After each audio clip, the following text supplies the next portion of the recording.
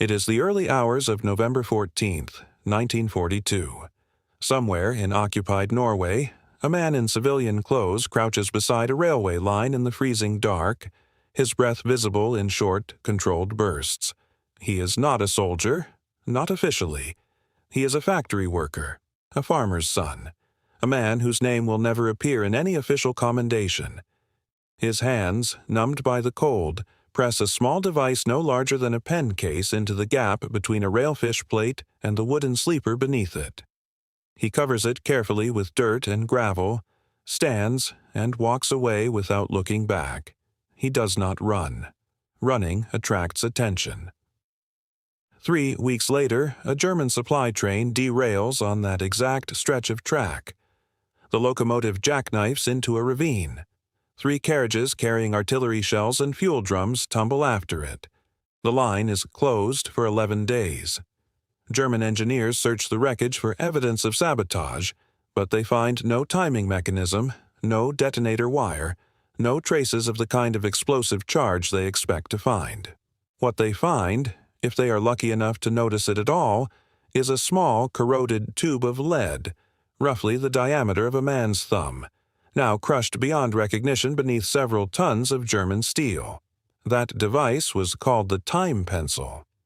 And in the years between 1940 and 1945, it would be inserted into bridges, aircraft engines, fuel dumps, printing presses, power stations, and the undercarriages of lorries across nearly every occupied country in Europe. It would kill without a trigger finger. It would destroy without a bomber, and in many cases it would continue to threaten lives through misfires, delays, and accidents for months, sometimes years, after it had been deployed. This is the story of one of the most quietly effective weapons ever produced by the British war machine. A device so small you could carry a dozen in your coat pocket, so ingenious that it required no electrical circuit, no external trigger, and no presence from the saboteur at the moment of detonation. It was a weapon built on chemistry, patience, and cold mathematics. And it changed the nature of irregular warfare forever.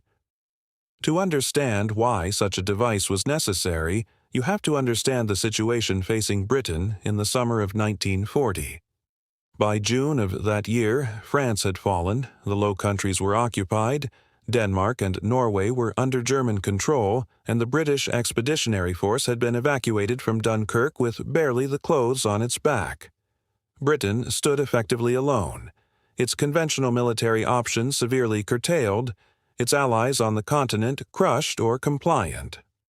The question facing Whitehall was not simply how to survive, it was how to fight. The answer, in part, came from a new organization formed in July 1940 on the direct instruction of Winston Churchill. Its name was the Special Operations Executive, known by its initials SOE.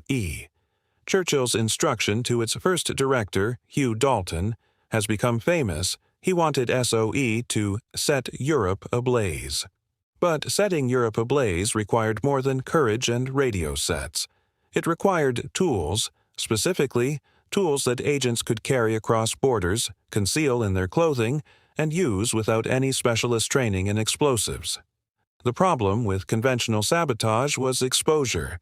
A charge wired to a timer could be traced. A detonator connected to a tripwire required the saboteur to remain in the vicinity.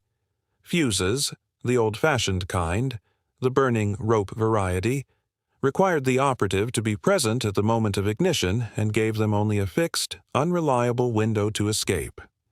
In an occupied country crawling with Gestapo informants and German military police, that window was often a death sentence. What SOE needed was a device that could be placed, abandoned, and forgotten, one that would activate entirely on its own, at a time that could be approximately predicted but never precisely pinned to a specific individual. It needed to be small enough to smuggle across borders. It needed to require no batteries, no circuits, no moving parts that could rattle or corrode in the wrong way. And it needed to be simple enough that a farmer with no chemistry background could arm it and deploy it in under a minute. The challenge was, in the language of the engineers who took it on, almost impossibly demanding. The facility that answered this challenge was not a grand government laboratory. It was, at its heart, a collection of converted country houses, requisitioned workshops, and improvised test ranges scattered across the British countryside. The technical heart of SOE's weapons development was Station 9, housed at the Fryth, a Victorian country house near Welwyn Garden City in Hertfordshire. Here, in rooms that had once hosted weekend house parties, chemists, engineers, and former academics worked in conditions of considerable secrecy on the devices that would be smuggled into the hands of resistance fighters across Europe. The man most closely associated with the time pencil's development was Major Cecil Clarke, though the device drew on earlier work by a number of chemists within the SOE technical section. The principle behind it was deceptively elegant.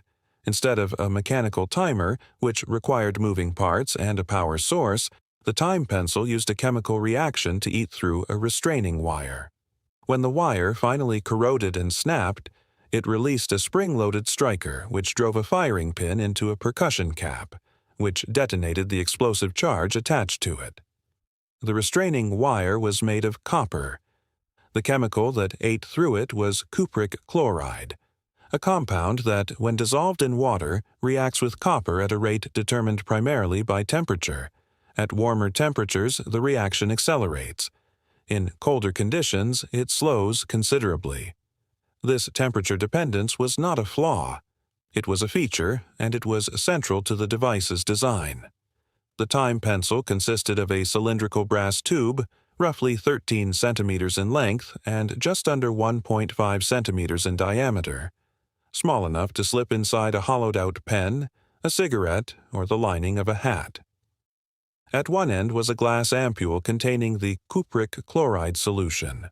To arm the device, the operative crushed this ampule by squeezing the outer casing, a gentle, deliberate pinch, similar to crushing a small piece of chalk through a thin metal sleeve. The chemical was thus released onto the copper wire. The clock, as it were, had started.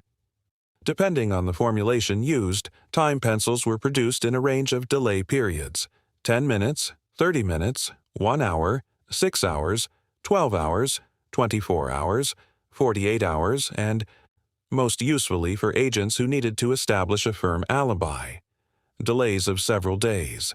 These delays were color-coded on the device's outer casing. A red stripe indicated a 30-minute delay. Black indicated 12 hours. White indicated 24 hours. The colors were simple enough for an operative to memorize in a single training session. But here was the complication, and it was a significant one. Because the chemical reaction was temperature-dependent, the actual delay was never precise. A 12-hour pencil placed in a warm engine room might fire in 8 hours. The same pencil deployed in a Norwegian winter, buried in snow-covered ground, might take 30 hours to corrode the wire sufficiently. Agents were trained to account for this, to check the ambient temperature, to consult small reference cards that converted temperature readings into adjusted delay estimates, and to build in generous margins when absolute timing was critical. In practice, this uncertainty was both a tactical problem and a psychological advantage. It meant that even if an agent was captured shortly after placing a device, they could not be forced to reveal an exact detonation time because they genuinely did not know it.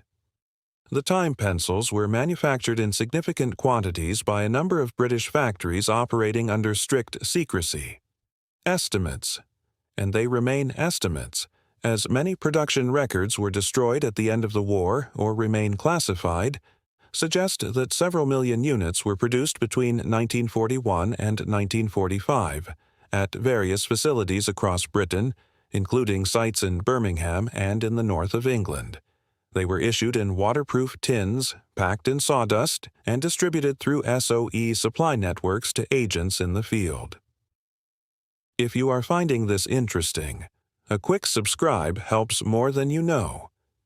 The operational record of the time pencil is spread across dozens of countries and hundreds of operations, many of which have never been fully documented. What can be said with confidence is that the device saw extensive use in France, Norway, Poland, Yugoslavia, Greece, the Netherlands, and Denmark, as well as in North Africa and the Far East. In France, resistance groups operating under SOE direction used time pencils to attack the German railway network in the months leading up to the Normandy landings in June 1944. Operation Overlord's planners had identified the French railway system as a critical vulnerability. If the Germans could not move reinforcements quickly after the initial Allied landings, the beachhead might be held and expanded. SOE's networks, armed with time pencils and plastic explosive, attacked locomotive sheds, signal boxes, and rolling stock across northern France in the weeks before D-Day. In Norway, the devices were used extensively against the German shipping and transport infrastructure that sustained occupation forces. A particularly notable use was in attacks on aircraft at German-held airfields. Small charges fitted with time pencils were placed in engine nacelles, fuel systems, or undercarriage bays, set to detonate hours after the ground crew had dispersed and any suspicious activity would be forgotten. The psychological effect on German mechanics and technicians was considerable. When aircraft began to simply fail, when engines caught fire at altitude, when landing gear collapsed on touchdown, without any apparent cause, the effect on morale was corrosive. German counterintelligence reports from occupied France and Norway noted with evident frustration the impossibility of catching saboteurs in the act when the act had occurred hours or even days before the explosion. The time delay was, in this sense, as much a psychological weapon as a physical one. It is worth pausing here to consider the German response and to compare the time pencil with what the Third Reich produced, or failed to produce, in the same vein. Germany was not without its own sabotage programs. The Abwehr, Germany's military intelligence organization, developed a range of delay devices for use by agents operating behind Allied lines. The most common German equivalent was the so-called Zündschnur, a burning fuse system, and a series of mechanical clockwork timers that were substantially more complex and considerably heavier than the time pencil. German clockwork delay devices typically weighed several hundred grams and required a degree of mechanical reliability that proved elusive in field conditions. They were also far more susceptible to detection. A clockwork mechanism produces vibration and, in quiet conditions, a faint but audible ticking. The Americans, meanwhile, developed their own chemical delay device through the Office of Strategic Services, the OSS, which was the American counterpart to SOE. The American version, known as the Delay Firing Device, or DFD, used a similar corrosive chemical principle but was slightly larger and was produced in fewer delay variants. It owed a considerable intellectual debt to the British original, and several OSS technical officers trained directly at SOE facilities in Britain before bringing the technology back across the Atlantic. The critical advantage of the British time pencil was its combination of miniaturization, simplicity, and range of delay options. A German clockwork timer of equivalent delay capacity was roughly 3 times the size and required careful setting by someone familiar with its mechanism. A time pencil required only a pinch, and its arming mechanism was intuitive enough that agents could be taught to use it in a matter of minutes. Assessing the actual impact of the time pencil on the course of the war is difficult, and intellectual honesty demands acknowledgement of that difficulty. The device was not on its own a war-winning weapon. It did not destroy German divisions or sink battleships. What it did, and what makes it historically significant, was extend the reach of British strategic power into places where no aircraft or soldier could go. The disruption to German logistics caused by SOE operations using time pencils was real but diffuse. Railway delays of days or weeks, aircraft grounded by mysterious failures, fuel dumps that exploded in the night without apparent cause, each of these was a small drain on German operational capacity. Multiplied across hundreds of operations in a dozen countries over 4 years, the cumulative effect was not trivial. Post-war analysis by Allied planners credited SOE operations with having delayed German reinforcements to Normandy by a critical margin, though the precise contribution of the time pencil within those broader operations cannot be isolated with confidence. The psychological dimension was perhaps more readily measurable. German security forces in occupied territories devoted enormous resources to catching saboteurs. The deployment of time-delayed devices meant those resources were perpetually chasing ghosts, investigating explosions that had occurred hours or days after the operative had departed, searching for evidence at scenes that revealed nothing about the identity or location of those responsible. This diversion of German attention and manpower was itself a form of strategic pressure. The time pencil's influence on subsequent weapons development is more clearly traceable. After the war, the principles it embodied, chemical delay mechanisms, miniaturized triggering devices, simplicity of operation, informed the development of improvised explosive device technology on both sides of the Cold War divide. Surviving examples of the time pencil can be found in the collection of the Imperial War Museum in London, where they sit in their small, unassuming brass casings, looking for all the world like oversized fountain pens. Return for a moment to that railway line in Norway.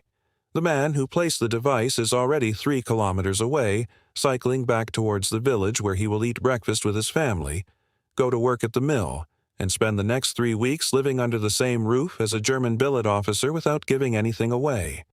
He does not know exactly when the device will fire. He knows approximately. He knows it will be after he is gone, after he has an alibi, after the moment of action has been buried under the accumulation of ordinary days.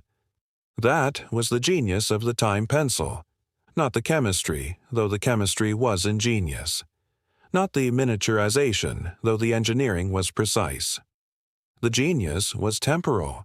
It severed the connection between the act of sabotage and the moment of destruction. It gave ordinary men and women the ability to reach across time, to place their hand on the machinery of German occupation and squeeze, and then walk away. Between 1941 and 1945, British factories produced these devices in their millions. They were carried across the channel in fishing boats, dropped by parachute into Polish forests, smuggled in diplomatic pouches and false-bottom suitcases. They were placed by coal miners and schoolteachers, by railway workers and priests, by teenagers and grandmothers. They were placed in places so unremarkable: a junction box beside a provincial road, a fuel pipe in an unguarded depot, a ventilation shaft in a small factory producing components for German aircraft, that no conventional military operation would have thought to target them. And they kept exploding, weeks after placement, months in some cases, long after the operative who placed them had moved on, been arrested, been executed, or simply grown old enough in a post-war world to forget exactly where they had left them. There are documented cases of time pencils misfiring in the late 1940s, their chemical reaction slowed to glacial pace by cold and burial, finally completing their work in peacetime soil. There are undocumented cases that can only be surmised. The time pencil was not glamorous. It left no craters visible from reconnaissance aircraft.